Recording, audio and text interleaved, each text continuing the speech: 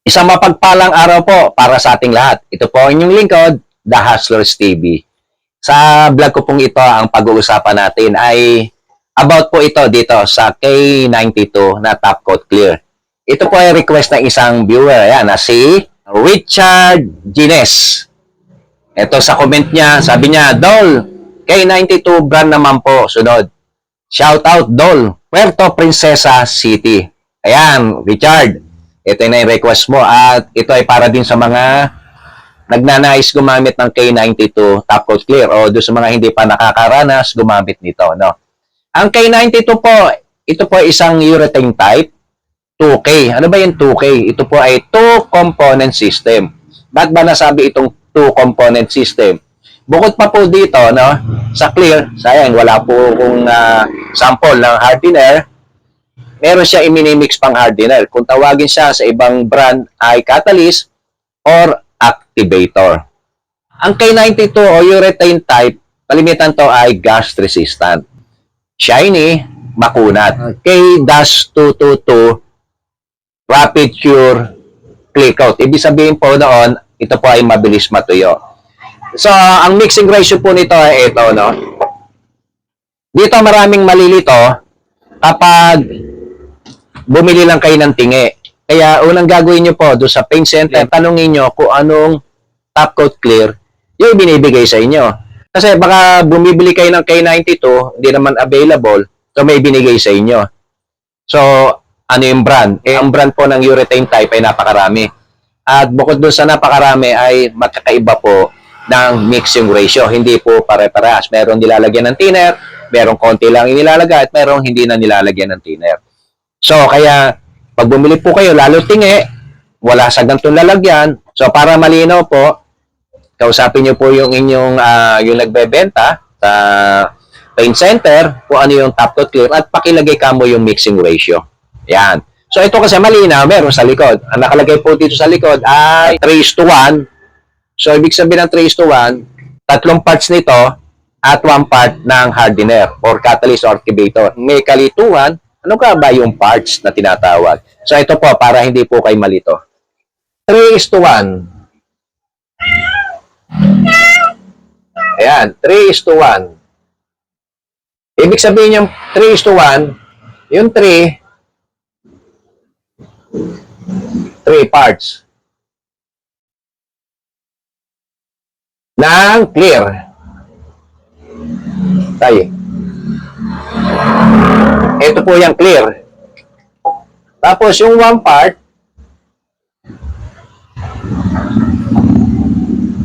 ito po yung hardener. Dito baka magtaka kayo kasi nga yung iba, catalyst, activator ang nakalagay. Ayan, depende po kasi ito sa brand. So, paano ba yung 3 parts at 1 part na tinatawag?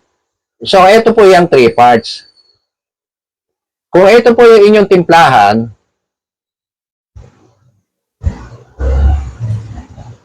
kunyari, ito yung level lang ng inyong paglalagyan o ilalagay. So, ito po yung 3 parts na tinatawag.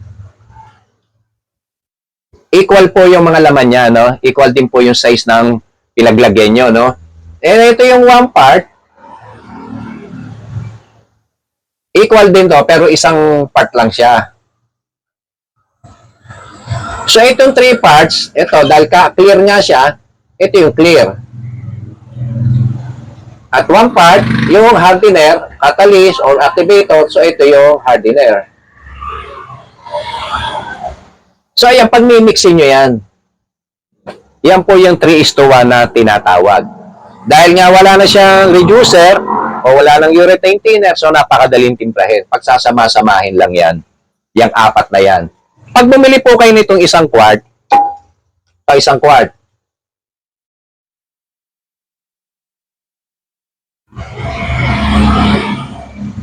hindi po puno yan. Baka magulat kayo pag bukas nyo ay kulang. Kulang po yan. Ito lang po laman yan. Ang laman lang yan ay 3/4 quart. At yung 1/4, ito, ay hangin lang. Hangin, ayan. So, ayan, baka magulat kayo, bakit bawas? So, yung kasama nitong hardener, ayan, yung hardener, no? Ang size naman nito ay 1/2 quart. Hindi rin siya puno. Ang laman lang niyan ay ito. Ang laman lang niyan ay 1/4 quart. Ayan. Malinaw po, no? Yung lalagyan niya ng clear, ito, lalagyan ng clear ay 1 quart. Ang lalagyan ng hardener ay 1/2 quart. So, ang laman lang ng 1 quart ay 3/4 at ang laman lang ng 1/2 quart ay 1/4 quart. So, ito na po yung lata nyo. Ito na po yan, no? So, dahil nga bawas, ito yung 3/4, ito yung 1/4. So, ito yung 3/4 at ito naman yung 1/4. So, pag nagsama nyo yung dalawa, puno na po to. So, yan. Imimix nyo na po yan. No thinner na po yan. No thinner or reducer. So, paano nga to kung bumili lang kayo ng tingi sa paint center at inilagay lang sa mga bote o sa lata? So, paano natin makukuha yung eksaktong sukat? So, alam nyo, tandaan nyo po, no? Minsan ng pagtatansya lang ng paglalagay, pag napasobra po tayo ng lagay ng hardener o ng catalyst o ng activator, hindi po nagiging maganda yung tuyo. Malambot po. Okay lang po na makulangan ng konting hardener kesa sumobra po tayo.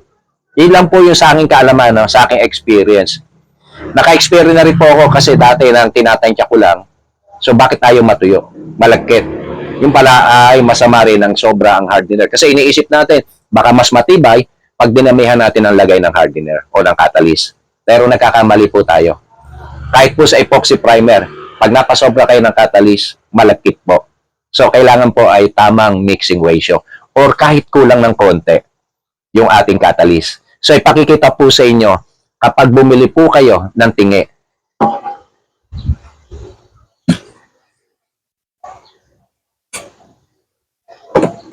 So, pag bumili po kayo ng tingi at walang nakalagay na instruction, tanongin nyo muna doon sa paint center kung ano yung top coat clear na ibinigay sa inyo. Ano yung mixing ratio. Baka mamaya, bumagharap kayo ng K92, hindi naman K92 na ibigay sa inyo. Na ibigay sa inyo, ibang brand. So, may tamang mixing ratio. No? Hindi po pare-parehas ang mixing ratio ng mga urethane top coat clear. Depende po ito sa brand. So, ito po yung tingi na tinatawag. Ito po yung lalagay niya nung bumili kayo. Puno po yan. Puno. Ito ngayon yung catalyst, pares yan ng pinaglagyan. Dito lang yan.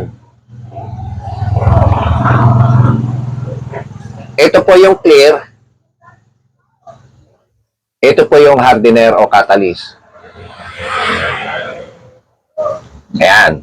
So ngayon, paano nyo mamimix yan? Kung baga sa pagtitimpla, konti lang kailangan nyo talaga eh. Maliit na parts lang yung bubugahan nyo. So ayun yung ubusin. Kasi masasayang pag napagtimpla nyo na yung dalawa. So, ganito gawin nyo. Gumamit po kayo ng sukatan. Yari, gumamit kayo ng yung plastic na disposable na baso. O, maglagay po kayo ng mark. Ayan. Ngayon, hanggang dito lang po sa linay nyo, no? Ngayon, ang hinihingi ni Clear ay 3 parts. Di ba po, no? 3 parts.